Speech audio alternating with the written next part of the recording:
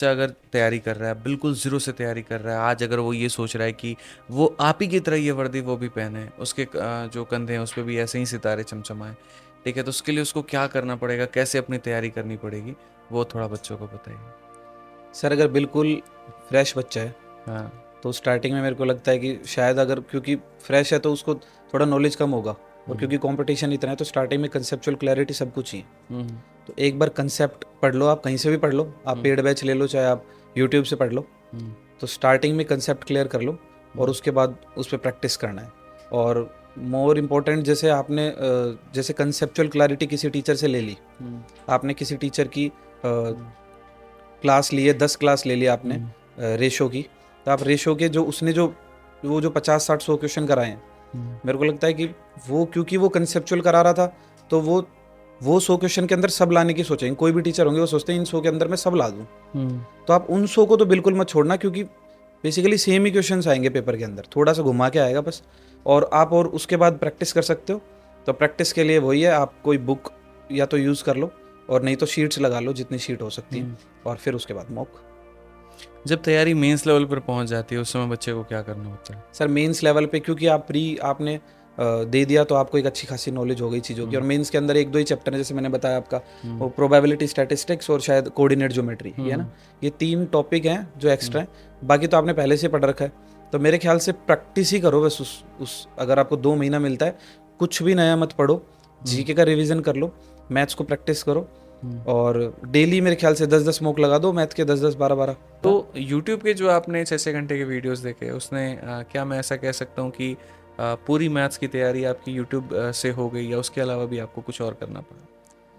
Sir मैंने तो YouTube से ही पढ़ा है पूरा। YouTube से पूरा यूट्यूब से यानी पढ़ा है एक सर। बच्चा अगर कोई YouTube बैच से वैच पढ़े और डेडिकेशन के साथ में पढ़े तो वहाँ पर भी इतना कंटेंट सर यूट्यूब से बेसिकली क्या है, क्योंकि मेरे कंसेप्ट स्ट्रॉन्ग थे, थोड़े से ठीक थे, तो बाकी यूट्यूब से अगर सर फ्रेशर है तो उसको तो शायद एक बार स्टार्टिंग में एक बार बैच ले लेना चाहिए फ्रेशर को, क्योंकि चीज़ें उतनी समझ में आएंगी नहीं उसको। फिर उसको पता चलेगा 3-4 महीने खराब कर दिए, फिर बैच लेगा 4 महीने बाद। तो इससे अच्छा एक बार ले लो, एक बार बेसिक्स क्लियर कर लो अपने, और फिर अपना दबा के वीडियोस देखो जितना मन करता है। और फिर सारे टाइप्स के ऊपर में अच्छे से आप अपनी कमांड बनाइए, सारी चीज़ों को बहुत बेहतर तरीके से कवर करिए और रिगरस प्रैक्टिस वहाँ पर आप जो है वो करते रहिए, वो ज़्यादा बेहतर है। हाँ सर। मैथ्स के रिविजन के लिए आपने कैसे ये किया? सर जैसे रिवीजन पे अब क्या होता है, मैथ्स से मैं मैथ्स बैकग्राउंड से इतना मतलब इतना कनेक्ट था नहीं मैथ्स से, 11th-12th में भी ऐसे ही था।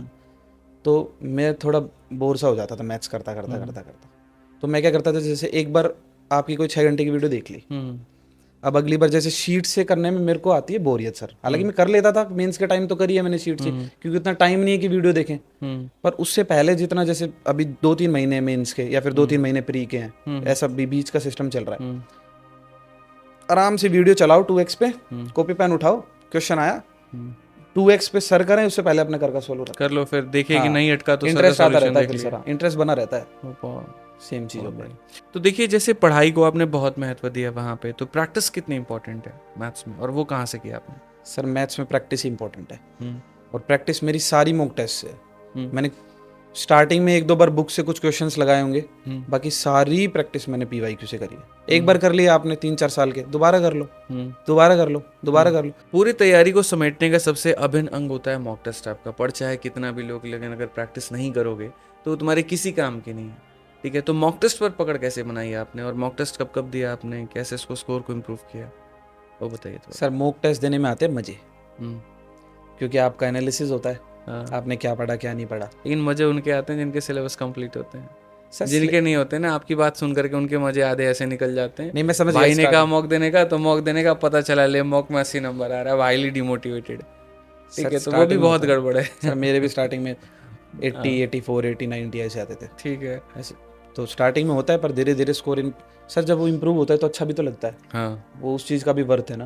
आपने पढ़ाई करी और फिर वो आप 80 से 120 गए, फिर 120 से आप 140 गए, तो आपको पता चलेगा कि आपने भाई थोड़ी मेहनत करी है उसमें। तो गए कैसे? मेरा सवाल तो वही है, बढ़ाया कैसे इसको? हमारे मिश्रा जी इस बात पे परेशान होते हैं, सर देखिए 1 साल हो गया मॉक देते, 80 से हम खाली 90 पे पहुंचे हैं।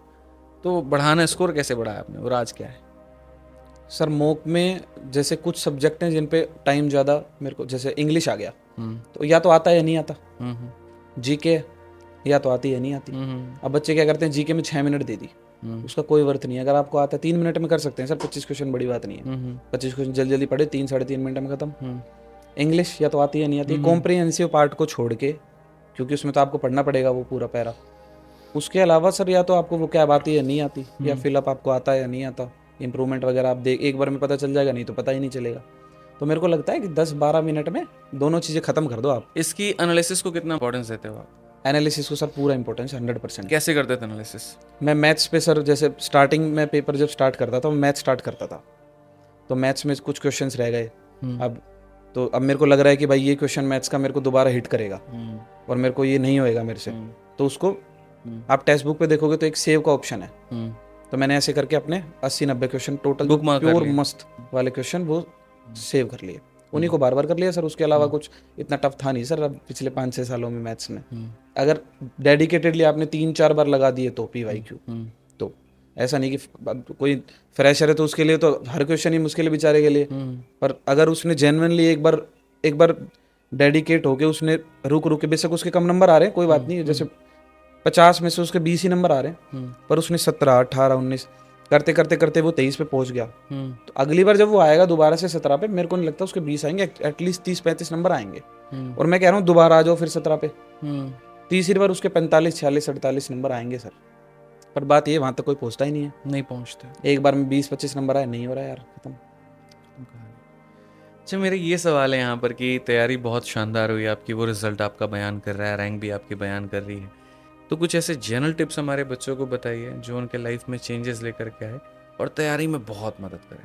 सर जनरल टिप्स हैं, कंसिस्टेंट रहो भाई, और अपने खुद से लॉयल रहो। खुद को ही धोखा दोगे तो कुछ मिलने वाला है नहीं। अब बस आप लोगों से बच्चों इतना कहना है यहाँ पर कि देखिए, मैं हर तरीके से कोशिश करूँगा कि आपकी तैयारी में ईमानदारी बरती जाए, ठीक है। आप अपने को लेकर के काफ़ी डेडिकेटेड और सही तरीके से आप तैयारी करें।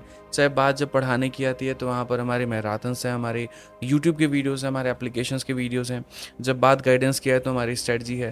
जब बात टॉपर्स की गाइडेंस की है तो वहाँ पर हमारी पॉडकास्ट है। आपके सफलता में कहीं पर भी कोई भी कमी हमारा परिवार नहीं छोड़ने वाला है। तो इन बातों को बढ़िया तरीके से सुन करके अपने जीवन में अप्लाई करिए और एक सही लक्ष्य की तरफ में आगे बढ़िए, सही रणनीति के साथ में आगे बढ़िए। ऐसे और भी काफ़ी प्यारे प्यारे पॉडकास्ट आप लोगों के लिए आते रहेंगे जो आपके जीवन में एक बहुत ही बड़ा बदलाव लेकर के आएगा और आपको बहुत आगे बढ़ने पर प्रेरित करेगा। ये परिवार आपका अपना है, इसको बढ़ाने की जिम्मेदारी भी आपकी अपनी है और ये वीडियो भी आपका अपना है। तो चैनल को सब्सक्राइब और वीडियो को लाइक ज़रूर करें, और इससे कोई भी सीख आपको मिली हो या कोई सवाल भी आपके मन में हो तो वीडियो के कमेंट बॉक्स में ज़रूर बताएं। हम दोनों की शुभकामनाएं आप लोगों के साथ में है कि जीवन में आप आगे बढ़ो। आज के लिए इतना ही, मिलेंगे अगले पॉडकास्ट में। जय हिंद।